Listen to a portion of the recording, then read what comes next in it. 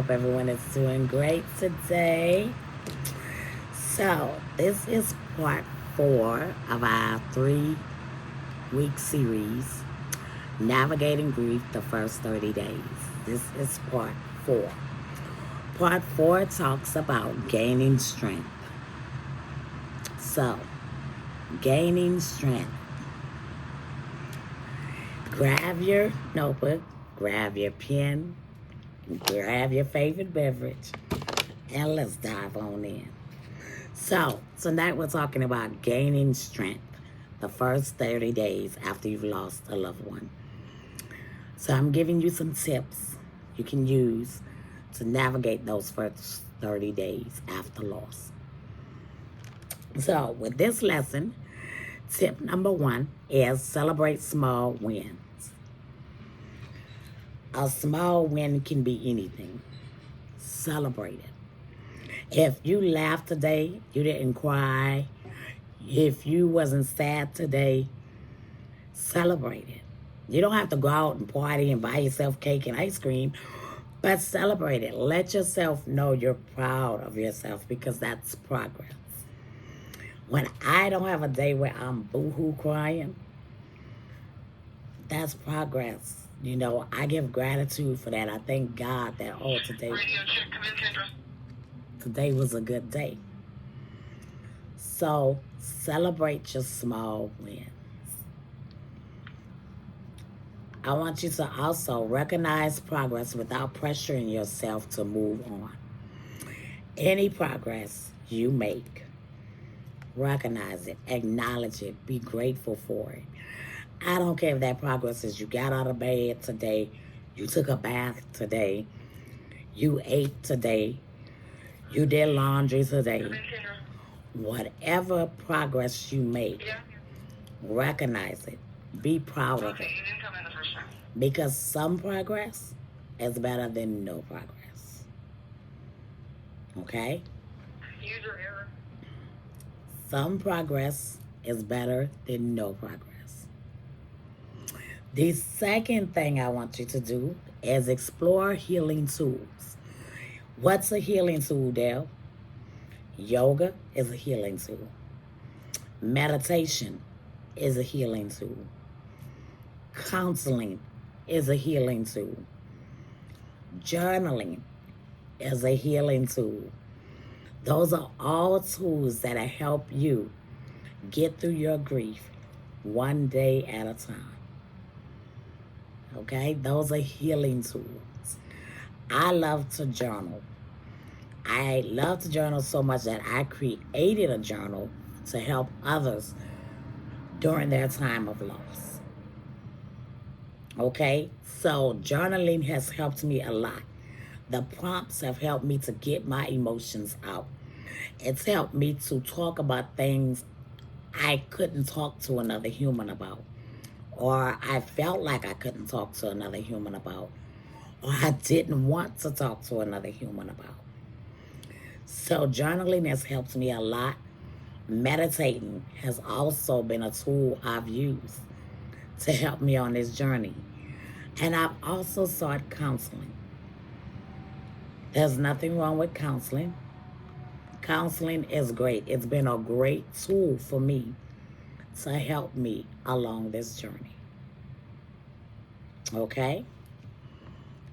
Explore creative outlets. So my creative outlet is I like to craft. So I love crafting. I love making t-shirts. I love making bracelets, like anything. I love to craft. That's a creative outlet for me. So creative outlets could be painting. It could be listening to music. I love to listen to music. Music is life for me. Okay?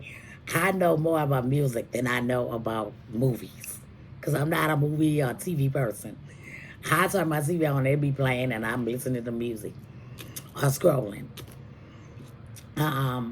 Dancing, picking up a hobby, sewing. That's creative outlets. Painting, hiking. That's all creative outlets to allow you to express yourself and your emotions. Another good tool is getting out in nature. Nature is also good because you're in the elements and it allows you to just take your mind off of everything that's going on around you for just a minute. So I also like to take me a walk in nature. I go to my local park, do some walking or some exercising. Hold on one second, y'all. I gotta pause. Sorry for that, I'm back. So yes, I like to go out in nature. I like to go to the park. I like to go walking. I exercise, but I exercise mainly at home. So that's helped me. Getting out in nature has been real therapeutic. Even if I'm sitting on my balcony, it has been real therapeutic for me. Because I'll sit on my balcony and I got my eyes closed and I'm just listening to my environment. You'll be surprised how much that'll help. Okay? So, another thing I want you to do, listen to me. Plan for help beyond your 30 days. Plan for help. The texts have stopped. The calls have stopped. People have stopped coming by. And now you're dealing with the realness of the loved one you've lost. So plan for help beyond those 30 days. Consider getting into a support group. I have a Facebook support group. There are hundreds of support groups on Facebook. There's groups on Facebook for anything and everything. So plan for help beyond those 30 days.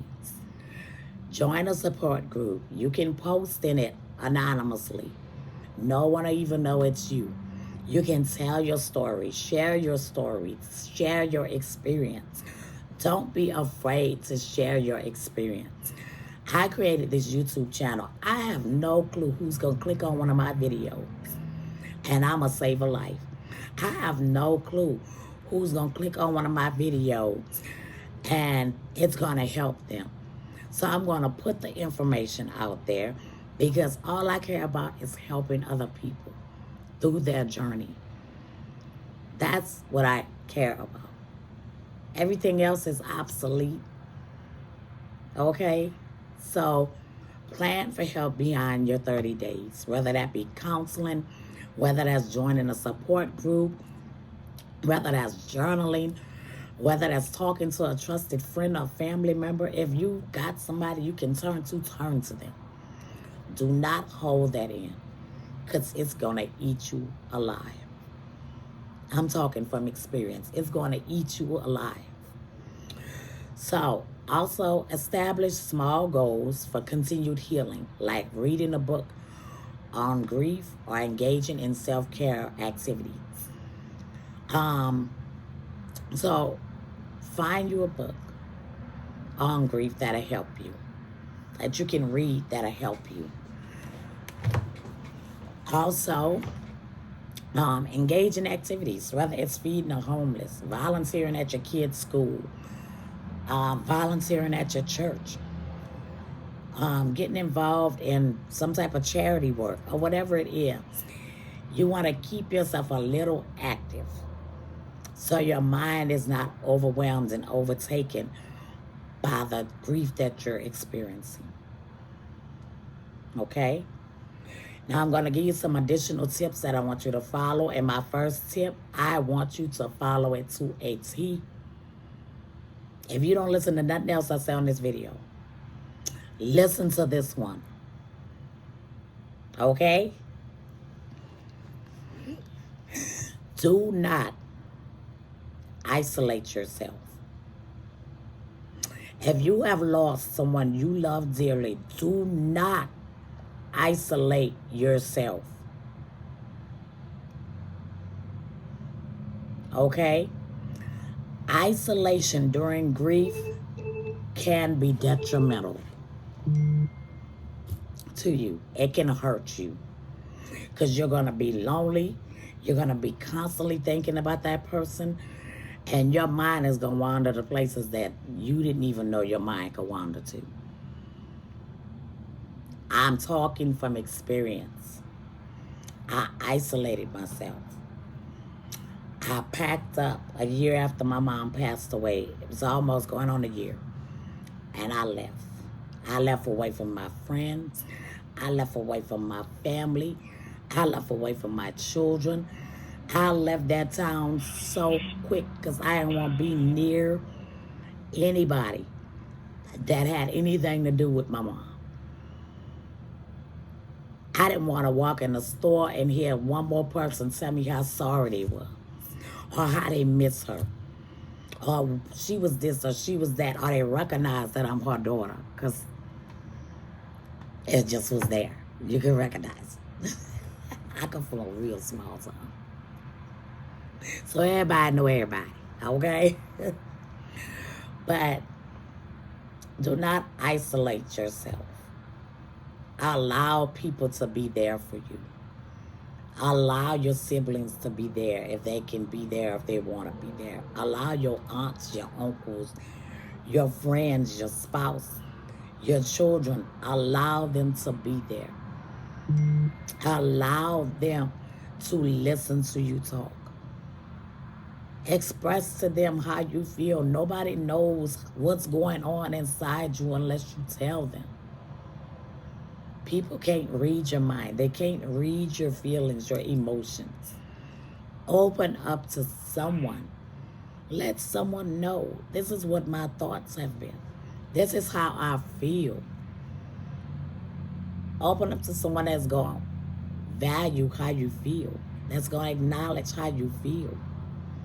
That's going to honor how you feel. Because can't nobody tell you how to feel when you've lost someone. Tip number 2 I want to give you is be gentle with yourself. Healing takes time. It takes time. Time doesn't heal it, but it takes time, it takes effort, and it takes support to get through this journey. Time, effort, and support. So be gentle with yourself. You're not going to get past the loss of a loved one in 30 days, 2 weeks, 3 days like they give you for bereavement at your job. You're not going to get past loss that quick. Some people can. All right, so they think they have. And it's really suppressed down in them. And then they're this emotional, chaotic person, and they don't know why they act the way they act. They say the stuff they say. They do the things they do. Sometimes it's because they're hurt from the loss that they experience, and the only way to express it is to be an idiot to other people. So be gentle with yourself. Allow yourself time to grieve. Allow your emotions to come forth. Can't nobody tell me. My grandmother been gone 25 years. She passed away in 1999. 25 years. And I still grieve my grandmother. When I think about her, I still grieve her. My heart still hurts. Because I miss those times we had together. I miss sitting on her porch cutting up them okra with her. Here in the town gossip. And I was a teenager. But my grandma used to have the tea. And I miss that. I miss going to her house in the morning. And she'd have them homemade biscuits she had made. And she'd give us what we thought was coffee. She called it coffee milk. Well, you got more milk than coffee. I miss that. I miss walking in there and her and her boyfriend sitting there talking. Rocking in the rocking chair. I miss that. Can't nobody tell you, oh, you should be past their death by now. Baby, you can never tell me that. I'm going to grieve as long as I want. And for my parents, like I told my son the other day, I'm going to grieve till the day I die. Because that's my parents. You only get one set. And when they're gone, they're gone. So don't allow anyone that has not, even if they have experienced what you're going through, you're not putting no time stamp on my grief. You could put it on yours if that's what you want to do. But you're not putting a time stamp on when I should be done grieving for my loved one. No, we ain't doing that. Not here. Another thing I want you to do, I want you to share your loved one's story. Don't be afraid to talk about your loved one's story. You don't know who you gonna pass, who path you gonna cross that needs to hear that story. I believe some of the things we face in life is because we're going to use our story to minister to someone else. I really do believe that. Even in loss. Even though that loss hurts. And that loss makes us feel like our world's falling apart. Somewhere in your journey with this loss, you're going to run across somebody that's going through what you're going through. And you're going to be able to encourage them. You're going to be able to tell them your story. You're going to be able to share with them how you made it and how you just kept going and that you didn't give up. You're going to be able to tell your story one day. And not just involving loss. You could be done lost your job. You could be done lost your car or your house. You could be homeless. You could be in a shelter. A loss is a loss. And that loss is going to make you stronger. And that loss is going to put you out there to one day run across somebody that's going to need your story. Somebody out there needs your story. Don't be afraid to share your story.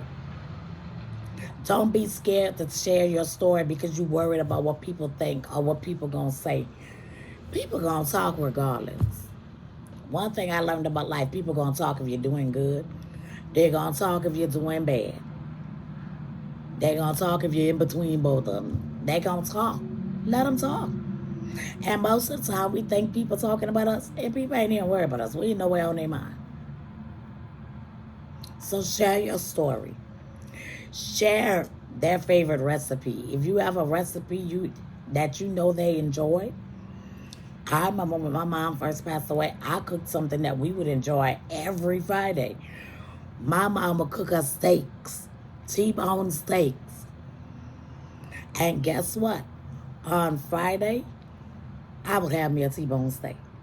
I would make a T-bone steak. And I'd make one for her, and I'd make one for me. And I end up eating hers and mine. But hey, I made it. Because I know that's something she enjoyed. Okay?